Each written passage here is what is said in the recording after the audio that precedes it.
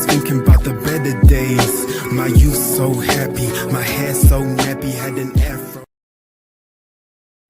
Yo, what is going on, guys? Welcome to Nightcaps. Good to be back here. Always happy to be sharing a Monday evening with you guys.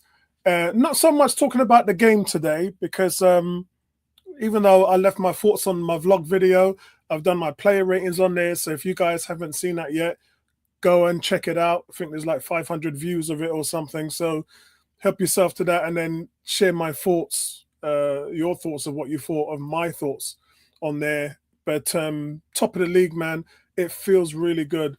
A lot of people are mixed in between. Do you want to lead from the front or do you want to sort of be slightly behind? I kind of prefer to lead from the front because then you know it's in your hands. You know whatever you do as far as winning or slipping up, it's in your hands. Whereas if you're in second place, like remember last season, there was a time just before Christmas when Liverpool had started to pull away and then we were slipping. And it was just like, oh, you know, the pressure's on us really because like, you know, Liverpool's going to win. So the pressure's on us. And then when we did slip up, the gap between us and Liverpool just got larger and larger and larger and larger. So guys, I don't like playing catch up. I would prefer, I'm one of the guys, I prefer to lead from the front and then put the pressure on everyone else. Because guys, look, if you keep winning, no one's going to catch you up. It's almost impossible for you to lose a lead if you continue to do what you're doing. Considering we've been through the hardest start in the season that we've ever had in the first 6 games and still come out in the lead. And then we've got winnable games now, but the games are tough because they're playing against low block teams. I think the only team that we're playing that doesn't have a low block coming up is Spurs, and that's like maybe 3 or 4 games away. So, guys, Palace was tough, man. I said yesterday, they're a very well-organized team. They're a good defense. They've got a good midfield. They've got an outstanding attack. And when you consider that we've gone in there, when they know what they're doing, every man knows their job to shut Arsenal down, is fine lines. And sometimes we haven't, you know, the Alexis Sanchez, that kind of magic that pulls a rabbit out of a hat. We kind of really haven't got that. We didn't have that in the team. And having Eze in there with that bit of magic just really kind of shows you guys where the levels of the team has grown. You can see the growth in there because of what Eze was able to do. And that's why we brought him in. Yes, he hasn't been playing well. Yes, he's integrated slowly, but he knows the Premier League. Man's got 150 odd, 200 appearances. He knows what he's doing. He's a veteran, 27 years old, which means he's in that prime age. We talk about the prime age being between 26 and 29. He's in his prime. A lot of our players are 24 and 25 and are not even entering their prime. So you think about how good this team is. We start talking about a dynasty. So if you're good this year, you're going to continually be good over the next few years. And that's why the teams finish second 3 years in a row, because you've built a dynasty of a team to continuously produce year in, year out. So look, I think, and a lot of people are saying it was our best game of the year. And I think so. Not so much a performance, just who you're up against, the way you played and how everything went right. Yeah. Which is kind of where we missed it with Man City. We missed the mark with Liverpool, and then things didn't go right. This was the game where everything was set up for you to succeed, and it worked. So you can kind of see, it's the reason why I say to some people, you know, that wonder goal that was scored against us, against Liverpool, versus Liverpool, you can't do anything about that. That goal deservingly won the 3 points. But that's a worldie. That's never going. He ain't going to hit that in 100 or 1,000 shots. He ain't going to hit a shot like that, Szoboszlai. So anyway, guys, time to enjoy. I just really want to reflect tonight about the biggest question I had today when I was walking around, which is why I have titled this stream, "Who can challenge Arsenal for the title?" Because the onus is on us to win it, yes. But there's the secondary onus is who's going to challenge you for the title. Because remember, at Christmas last year, Liverpool didn't see any challengers. They strolled the title. It was super easy for Liverpool to win the title because we weren't at our game. City was injured. Everybody was injured, in fact, including us. And we drew too many games. We drew 14 games. And the Fulham, the West Ham, the Newcastle and Palace games were games that we drew. We got 4 points out of those 4 games. And here we are today sitting with 12 points out of those 4 games. So we bought ourselves an extra 8 points. And had we not had that 8 points, we would probably be where we were last season. We'd be kind of in the top 4 fighting around in the mix. So it just goes to show the levels that we're at, guys. Let me see. Have I got the chat turned on? Let me just... yes, I have. Shout out to you, Andrew. What's going on, bro?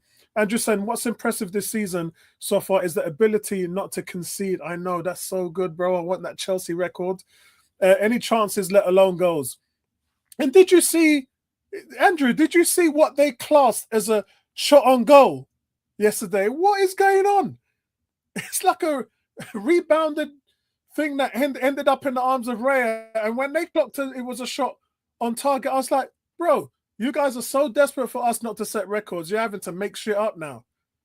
That's some mad things, man. But yeah, it puts the pressure on the opposition in a match and contention. A title cannot be relaxed and coast. Yeah, but it feels like, Andrew, that we're coasting, doesn't it? Because you haven't got the best out of this team yet. This isn't the best that Arsenal can be. We're still figuring it out. We've had multiple amount of formations. We've had 3 at the back at one stage, single pivot. We've moved to the double pivot. As I said in the video yesterday, we've gone to dual 8s, dual 10s. We're really mixing up a cocktail just to figure out how this thing's going to work. And I think in regards to Eze and Odegaard, we were just starting to figure that out, wasn't we? And then Odegaard got injured. So I think you're going to have to play with the dual setups again. I think that really works. And then you're living in a system where you're going to have Saka on the right, Madueke on the left, probably your best option. And through the middle, you've got a choice, Havertz or Gyökeres. I don't really care because I like both of the players. Are they situational? Possibly, because Havertz gives you a lot more in terms of his recovery, tackles, assists as well. And he just knows how to play off the ball. His link play is better than Gyökeres. So I don't care who you put up front of striker. I don't. It doesn't make any difference. And so my point, guys, again, is realistically, hold on, Andrew's got breaking news. Andrew says Brendan Rodgers has resigned. I wonder why. Could that be because there's so many jobs in the Premier League? Look, Wolves, West Ham. I think probably Wolves would be the one that he would take a stab at. But in saying that, you're just taking a job to get relegated again, aren't you? Because what can you do with Wolves? West Ham is broken. You can't really fix West Ham. West Ham still got some good players. But Wolves have sold all their players. Like, that's who you are now. No matter what manager comes in, it's damage limitation, but you still ain't got no goals.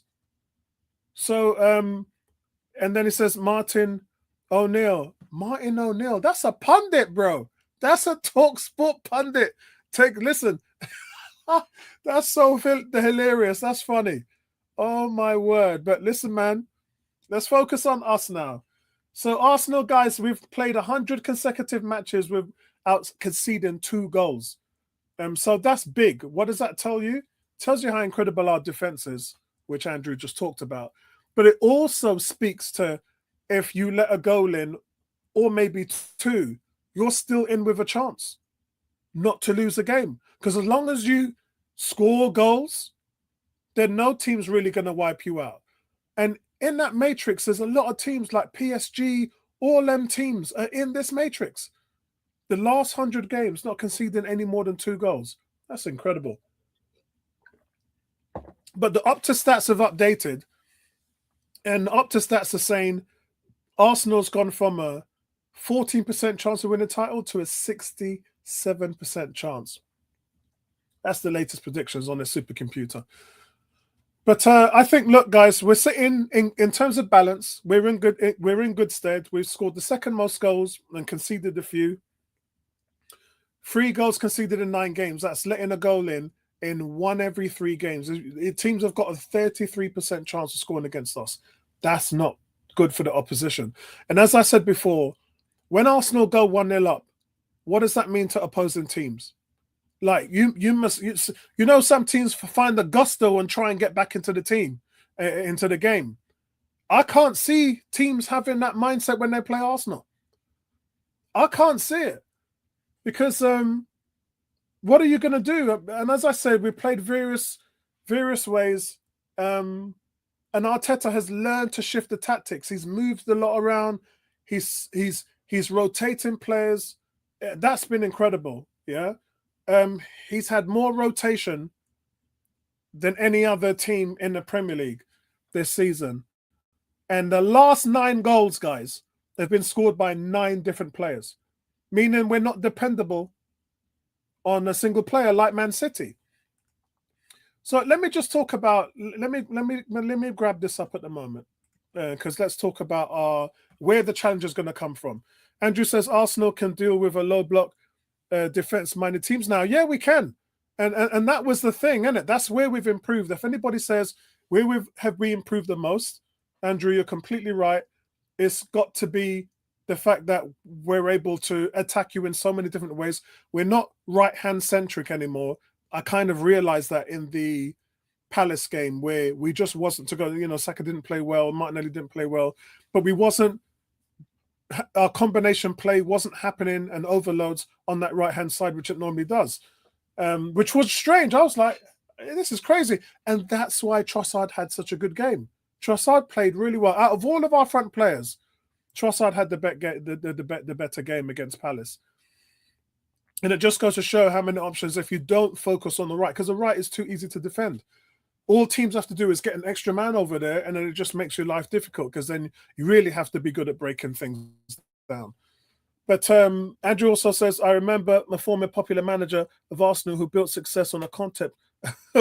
George Graham. I mean, look, that can be the way now, man. But I think it's 1-0's not going to be on the menu for very long. At some point, this team's going to start clicking.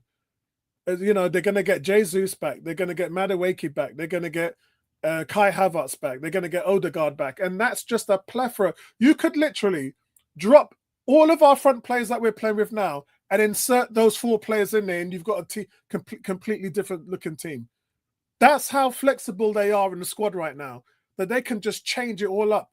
They've got the ability to do that. Last season, when one of our players went off, you just thought, Saliba's injured, or Gabriel's injured, or Saka's gone, or Odegaard's out for 3 months. And you just thought, how are we going to do this? No fans thinking about that now. No fans thinking about that now. So who are challengers? Who's going to really push us? Manchester City. Opta's given them a 12% chance of winning the league. They're sitting 5th in the table, guys. And 6 points off Arsenal at the moment. I think their main issues right now is who can score goals if Haaland doesn't. I talked about Arsenal's 9 goals being scored by 9 different players. Man City don't have that luxury. Yeah, their squad in that regard is too brittle. They sold Alvarez, right? So their squad is too brittle right now. And then they're not going to pay 50, 60 million for another player who's going to sit on the bench behind Haaland all season. Who's going to do that? What reputable striker do you know in world football right now that is going to take the challenge of sitting behind Haaland for the entire season? No one wants that job. So that's kind of why they wasn't able to buy a striker in the summer. But it's hurt them because that means this squad's brittle. We saw last year 1 injury to Rodri, and their squad was depleted. It was toast. And you had all that man on the field like Foden and Haaland, and nobody was doing nothing. And it's like, hold on. Arsenal had 7, 8 players out injured. You guys are missing 1 man and you can't play. Like, you just capitulate like a pack of cards. Yet your season's done because of Rodri. And that tells me all I need to know about that squad. Yeah? And that's the reason why I don't think that they're going to be much of a challenge to us. Arsenal already this season missing several players and we're still 4 points clear. So again, Man City, a challenger for the title this season. And then there's still the 115 charges hanging over their head. So I don't know, man. I don't think there'll be much of a challenge. And this again feeds into Arsenal winning the title and breeze on the title. And I'm not saying that they are, guys. My job tonight as playing devil's advocate is to show you guys who's actually going to chase them. Who's going to keep Arsenal on their toes? Who out there is playing at a level where they can chase Arsenal 38 games all the way through to the title? So I've just talked about Man City, and I don't think they can. I can't see City doing it. Your whole concept is based on Haaland scoring goals. What happens if he doesn't score? And then what happens if he gets injured? Yeah, to me, that doesn't work out. Let's go to Liverpool. So Liverpool losing 3-2 to Brentford on Saturday. That's their 4th consecutive loss in the league. Like, you're broken. I can't even remember the last time Arsenal lost 4 games in a row. If one of you lot remember in the chat, please let me know. But I don't even remember. I don't remember.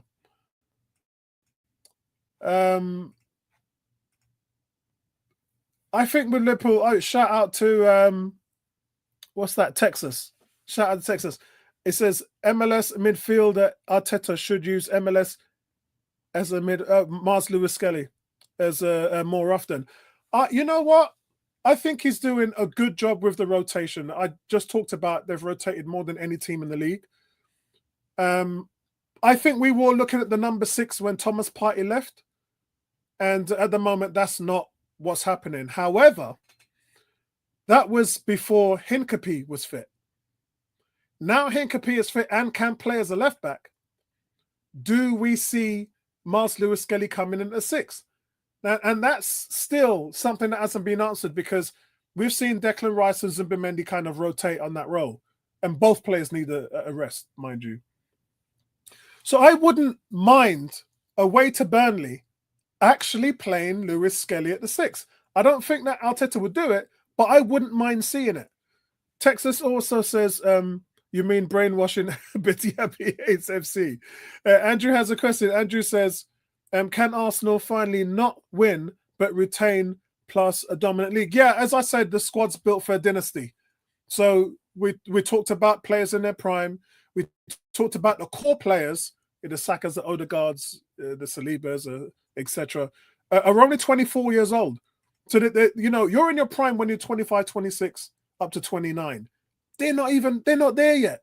So can you imagine these guys have the ability to win a title and then form a dynasty on it? And then Andrew, they've all signed long-term contracts. So all of this is looking good. The only way it changes is if Arteta says, I've done my job, I'm going to go Barcelona and go and manage them, which I don't think he'll do. I don't think he'll do that. I don't think he'll leave Arsenal to manage City, and I don't think he'll go to Spain. Maybe one day he'll go to Spain, but not today. And so I think that we're locked in. Arsenal, this team, is ready to create a dynasty. So back to Liverpool, guys. They're a mess, man. They've got 11% chance of winning a title on Opta supercomputer. 11% chance. So let's be honest, guys. Time to be real now. Time to be real. Liverpool's messed up, man. They're messed up. Let's just roll over it now and talk about what's going on there. Their squad is a complete and utter mess. They've got aging stars, 34 years old, soon Salah and Van Dijk. And all I said this summer was they need to replace those guys because them old legs can't carry on playing forever. And also, no one can talk about this as Jurgen Klopp's team anymore. This is Slot's team now. This is Slot's team. And so the philosophies, the tactics, I'm seeing them doing things differently than what they were doing last year. And I've got to tell you guys, having studied and looked at the way they've played, they're not working hard enough. I see players getting open. I see runners free to be open. I see them being overloaded in midfield and there's no support. And that tells me, guys, that the team is not working hard enough off the ball. Their defense is crumbling because of that reason. You know, with Arsenal, when we're defending, Saka comes back to help Timber. Martinelli and Trossard comes back to help Calafiori. That's how we're set up and designed. Liverpool ain't doing that. Liverpool aren't doing, to an extent, Man City's doing that. They're defending well, City. They've let in 7 goals. Liverpool's let in 14 goals this season. Only Burnley, Wolves, Nottingham Forest, and Brighton and West Ham have allowed more goals. And 3 of those teams are in the bottom 3. They're in the relegation zone. That's where Liverpool is right now. Liverpool are the only team in the league after 9 games that have not drawn a game. Not one draw. No other team. Everybody else has drawn a game. Liverpool's won 5 and lost 4 in a row. And it means that they can't get back into a game. I think that's the most important thing. Which is kind of a lot of what happened in the first 5 games. And people were saying, nah, that's not sustainable. And you were all right. Every single one of you was bang on correct. I think, knowing it was not sustainable, this was just a problem that was waiting to happen. But let's look at Liverpool's key problems. Number 1, Trent Alexander left the team. You can feel his presence not being there. That man had mad assists. His quality crossing was on a different level. Number 2, the league now has changed, just hyper-focus on set pieces. More directness. When we played Crystal Palace, what happened? Where was we struggling, guys? We were struggling because they were hitting 70-yard balls over to Mateta. That was their game plan. And more teams are doing that now. Yeah? Arsenal's midfield too good to play through, so just put the ball out. Simple equation. So we're seeing a lot more of that now. A lot more throw-ins. And Liverpool aren't good at any of those things. They're not good at set pieces. They don't play long balls. They don't throw. They're not good at corners. They're not good at throw-ins. They're not good at any of that stuff. And that's the way the league is moving. Number 3. I think they've signed some bad players. I really do. I think you guys are going to be killing yourselves with this. No, honestly, I think they've found some players that just doesn't meet their credentials. They've signed some bad players. The foundation that they've got is rotten. The 2 players I told you about who are entering mid-30s, Van Dijk and Salah, that's not your future if you're Liverpool. It's not. That's your foundation, though. So your foundation is weak. Because Salah, he scored his first goal the other day in 7 games. People talk about Gyökeres goal drought. Nobody mentioned Salah. Nobody talked about Salah. 7-game goal drought before his last goal. And Van Dijk, everybody talking about all the booty call and all that he was doing. The booty bounce and all that when the goals are going in, and he's been terrible at defending. That's your foundation. If that's your foundation, yeah, remember the 3 little piggy them? And they blow the house down a straw. They blow the house down a wood, but when they come to the brick, they couldn't blow it down. Arsenal's the brick. Arsenal's got the foundation. And to a point, City's got decent foundation. Liverpool ain't got that. They ain't got that. They're missing those fundamentals, guys. Number 4. There's no natural 6 in that team who senses danger. And because of that, they don't play compact. It's like, as I said to you, off the ball, Liverpool are a mess. They're not working hard enough. And because of that, there's no foundation for them to build on. Yeah? I talked about Arteta. What did Arteta do as soon as he got into the team? Wenger didn't do it. Emery didn't do it. What did Arteta do? Arteta built a spine right through the middle. Bang, the goalie, the centre-backs, Thomas Partey, boom. He had a spine going right through the middle. So you could see straight away that, oh, bro, we're not even leaking goals anymore. What's going on? What's going on at Arsenal? We got a good defence. We got a good goalie. Shout out to Aaron Ramsdale. And then replaced by Ray. He just leveled up. He had a good goalie in place and then he leveled up. Then he had the centre-backs which cost you a combined 50 million. 50 million for the best centre-back pairing in the world right now. And 6 best centre-backs of all time per 90 minutes goal conceded. Yeah, 6 in the history. Yeah. So with Liverpool, there's no foundation there. And that's really because they don't have a number 6. Number 5, guys. Liverpool have conceded 6 goals from set pieces in 9 Premier League games.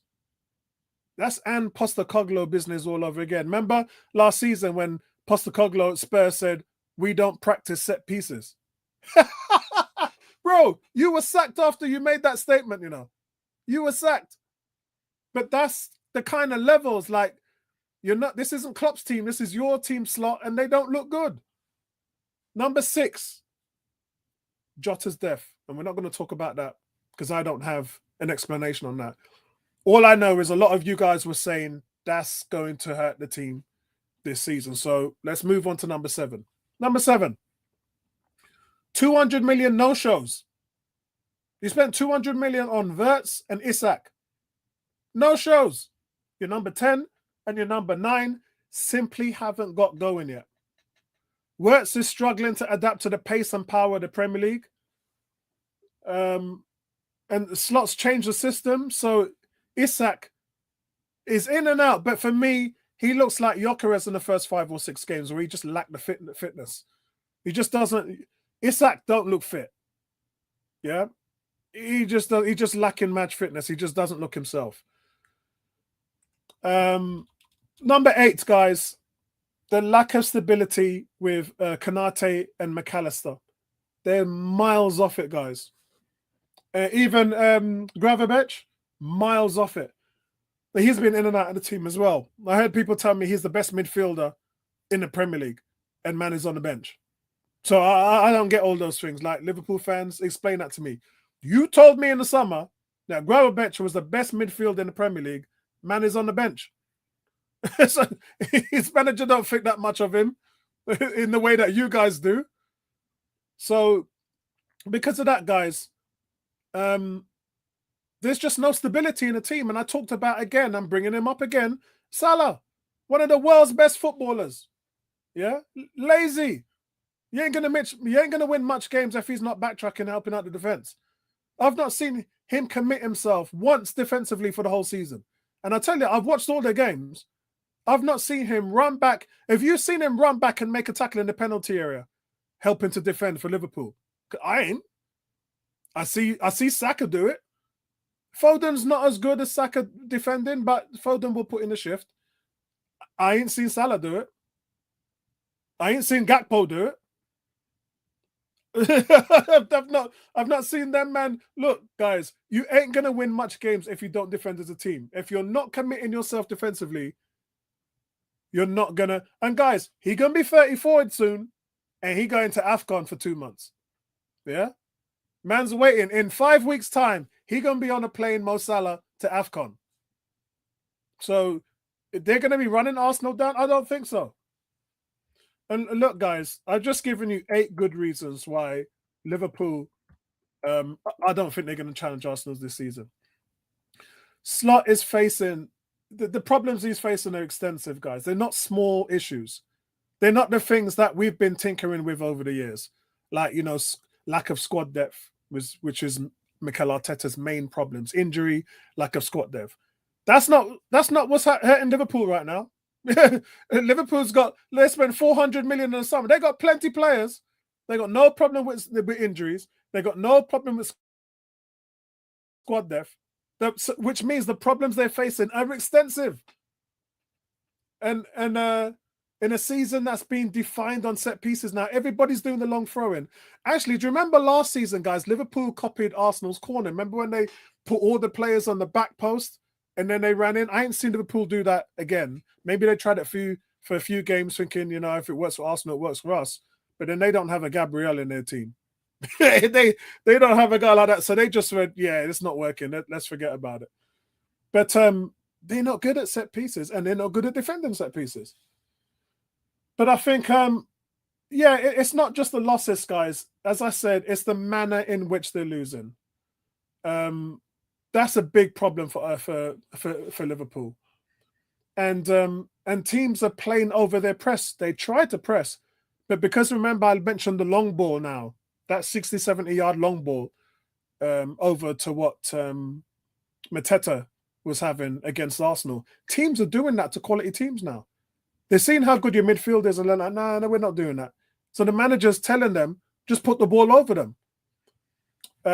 Andrew's saying he's a marquee signing for Newcastle, coupled with Wirtz. The dynamic of last season is compromised. And Texas is saying, I never wanted any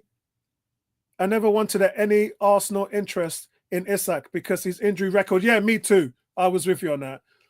Isak is a luxury for where Arsenal is at the moment. Yeah, I mean, I 100% totally agree with you on that. And that's the reason why I didn't want him. When they were talking about 120 million, I was like, 120 million? You can get Gyökeres and Madueke for that kind of money. you know, remember, you know when you start doubling it up. This is the reason why I remember there was a player that we were after for like, what was it, 70, 80 million or something. I can't remember who the player was. But I said, why do that when we can go out there and buy 3 or 4 players? And we did. We bought Ramsdale. We bought Trossard. I can't remember who else we bought. It was another player who's Timber, Urian Timber. And I was like, that's 80 million right there. So how are we going to spend all that money on one player? The name of the player escapes me, you know. Maybe you lot might remind me who it was 2 seasons ago, 2 or 3 seasons ago. This is before we bought Declan Rice. And I said, we might as well spend that on 2 or 3 players. And we did. And the squad was better for it. But no, Liverpool in trouble, man. Teams playing over their press, set pieces. They're not working hard enough. The lines are not compact.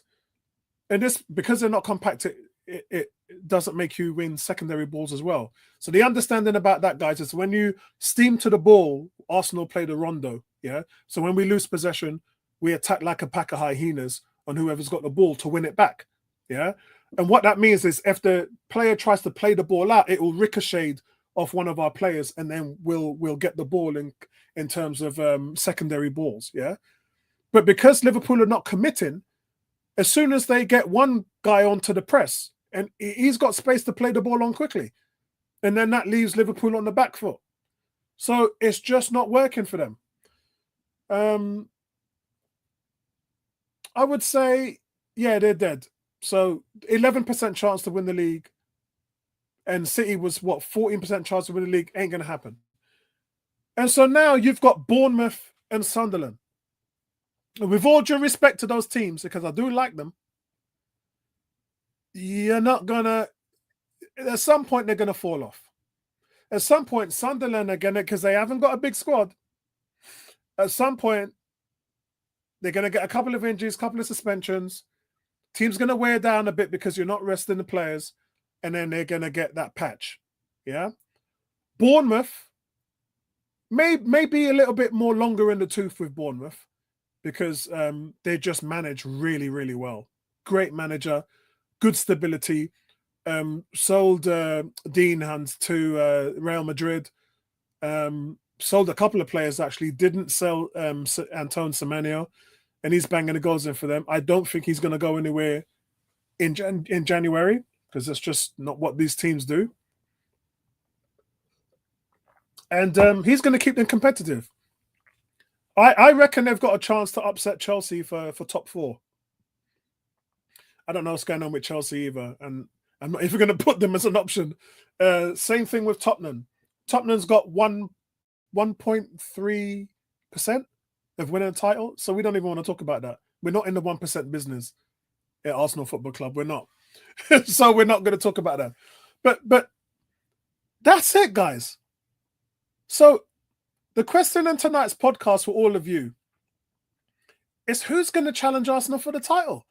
And I've just gone through, in the last 35 minutes, all of the options and what they're not really good at, and the reason why they're probably not going to win the title. So again, I'm not championing Arsenal walking this season, but if they do walk the title this season, it wouldn't surprise me. because I'm just going to refer all you guys back to this video tonight, where we've had a look at everything and broken down all of the teams that are our rivals. And as I said, look, I've not taken Spurs seriously because you don't. No one's going to. If they get top 4, I'd be surprised. I probably still think that's going to go maybe to Chelsea, because Chelsea's got the squad, right? They've spent $1 billion free on all those players. At some point, when the Bournemouths, the Sunderlands, and all them guys wane off, the cream always rises to the top, right? So Chelsea's going to make their way through. And so, guys, that's it. That's it for tonight. We have a cup game midweek, so I'll join you guys on Wednesday. It's going to be a game where I think we're going to see a lot of our fringe players. It's a shame that none of the players mentioned, Jesus, Madueke, Havertz, and Odegaard. It's a shame that they can't use that game because they're not back until another 2 or 3 weeks, from my information in the medical team. So it's a shame that they couldn't come in. But then maybe we can play Max Dalman. Max Dalman didn't play in the under-21s the other day. So maybe Dalman's going to be in that game. Wouldn't that be nice, having Wanyeri, Dalman, and all them guys in the team? Christian Norgard. I'm looking forward to Wednesday, guys. I'm looking forward. So, guys, listen, that's it. I'll see you guys on Wednesday. Thanks for joining me tonight. Love it when you guys love the questions. Love the synergy that I have with you guys. The way we kind of break all of this down. That's what we're here for, man. Peace out, everybody. Nice one. Speak to you soon.